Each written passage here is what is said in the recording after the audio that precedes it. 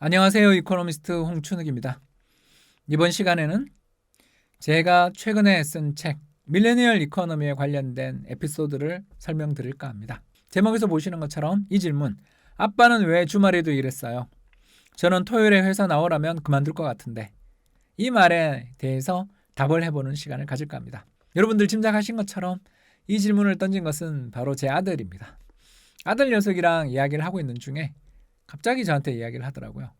아빠 왜 예전에 토요일, 일요일에도 계속 회사 나갔어? 이렇게 묻더라고요. 그럼 가만히 생각해 보니까 정말 제 아들이 태어났었던 30대 그리고 40대 초반에 제가 월, 화, 수, 목, 금, 토의 생활을 했던 게 기억나더라고요.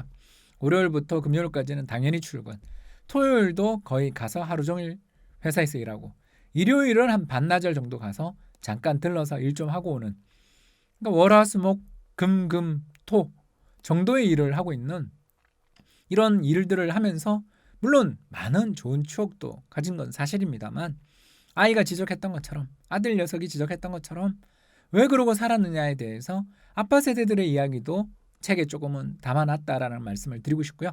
오늘은 이 이야기를 풀어보려 합니다. 아빠가 주말에도 계속 나갔던 이유는 뭘까? 이렇게 생각해 보면 바로 그것은 한국이 그동안은, 얼마 전까지는 성장이 지속되는, 다르게 이야기하면 성공의 스토리가 있는 나라였다라는 말씀을 드릴 수밖에 없는 것 같아요.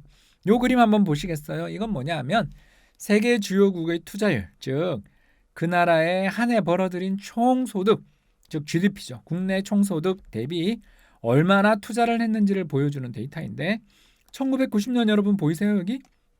1990년 당시에는 세상에 이 회색으로 되어 있는 한국의 투자율이 중국보다 높은, 세계에서 압도적인 1위 수준을 기록했던 적이 있었다라는 겁니다.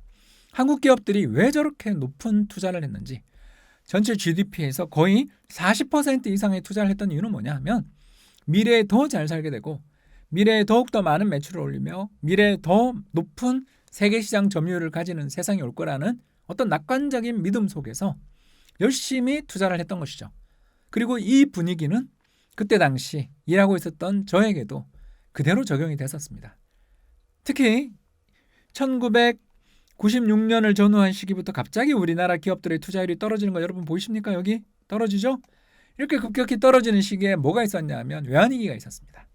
저 역시 직장 생활 25년, 26년 넘게 하는 가운데에서 회사에서 알아서 나가줬으면, 혹은 다음에 재계약 안 하겠습니다 라는 말을 들으며 회사에서 쓸쓸히 몸을 돌리고 집기를 정리했었던 그런 아픈 경험을 가지고 있거든요. 이런 아픈 경험을 가지고 있는 아빠의 입장에서 본다면, 또는 후기 베이비붐 세대, 2차 베이비붐 세대의 입장에서 본다면 어떻게든 회사에 오래 붙어 있어야 되고, 회사의 성장 속에서 나의 일자리, 즉 홍춘욱이라는 사람이 없으면 일이 돌아가지 않아. 물론 이게 자기 만족이라고 해도 좋은데요.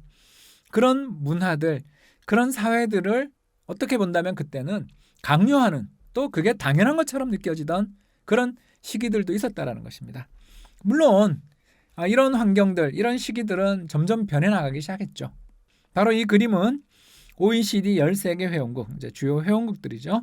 13개 회원국들의 고용 안정성, 다시 말해서 평균적인 근속 기간을 다루고 있는 통계인데요. 이탈리아가 제일 높죠. 이게 높다고 해서 꼭 좋은 건 아닙니다.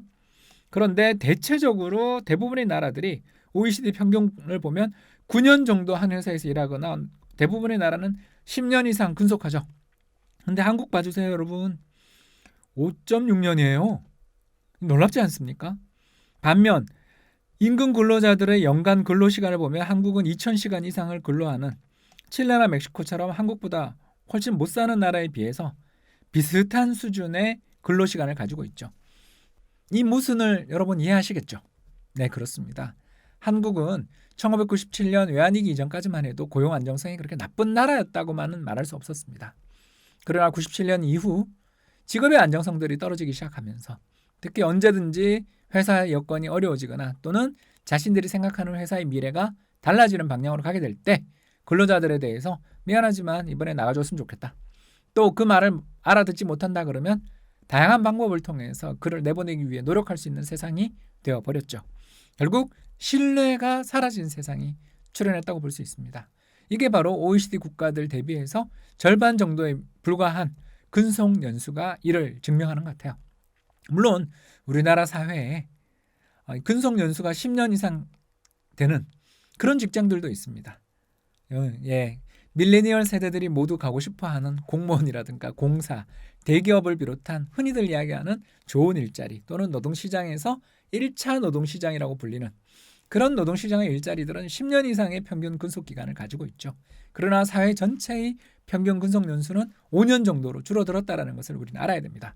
결국 저 역시 직장 생활하는 가운데 회사에 내 몸을 바쳐 내 몸을 갈아 내가 아프더라도 회사에서 쓰러지는 모습을 보여야지 하고 살았던 회사 인간으로서의 아빠가 점점 변해나갔던 지난 20년간의 세월들이 그 표에 앞서 보셨던 것처럼 연간 근로시간, 세계에서 가장 긴 근로시간을 가지고 있지만 회사에서는 5년마다 나가라고 말하는 이런 세상을 어떻게 보면 경험한 세대라고 저희는 볼 수가 있는 것 같아요. 따라서 꼰대로 불릴 수도 있고 또 어떻게 보면 난 저 사람들 이야기에 동의할 수 없어라고 생각하실 수도 있는 부분들을 저 스스로 많이 가지고 있다는 걸 저도 알고 있어요. 특히 아들에게 왜 그렇게 몸이 아파라, 몸이 부서져라, 그렇게 일을 했어요 라는 말을 들을 때 나도 진짜 왜 그랬는지 모르겠다. 이 말을 대답하기 위해서 오늘 이 그림을 살펴보다 보니 물론 이 그림들은 모두 밀레니얼 이코노미에 있는 그림들이었습니다. 이 그림들을 살펴보다 보니 그때는 미래에 대한 낙관, 내가 회사를 위해 노력하면 보답을 받을 거라는 낙관, 또 더 나가서 위의 선배들, 특히 1차 베이비붐 세대들, 고 8년 개띠를 비롯한 선배들이 그렇게 사는 걸 보면 나도 저렇게 살아야 되나 보다 라는 그런 관성, 이런 것들이 집약되어 있다가 저 역시 40 넘어 몸이 점점 아프기 시작하고 또 여러 다르게 살아가고 있는 친구들, 후배들의 모습을 보면서 저 역시 이제 회사형 인간에서 또는 주말에도 출근하는 사람에서 조금씩 변화해 나갔다라고 볼 수 있겠고요. 이런 측면에서 본다면 저는 회사에 대해서 좀 쿨해 풍기는, 회사에 대해서 이렇게 저희들처럼 매달리는 태도를 보이지 않는 밀레니얼, 이 젊은 세대들의 모습은 상당히 부럽고 또 앞으로 우리가 지향해야 될 방향이 아닌가라는 그런 생각도 하게 되는 것 같습니다. 지금까지 시청해 주셔서 대단히 감사합니다.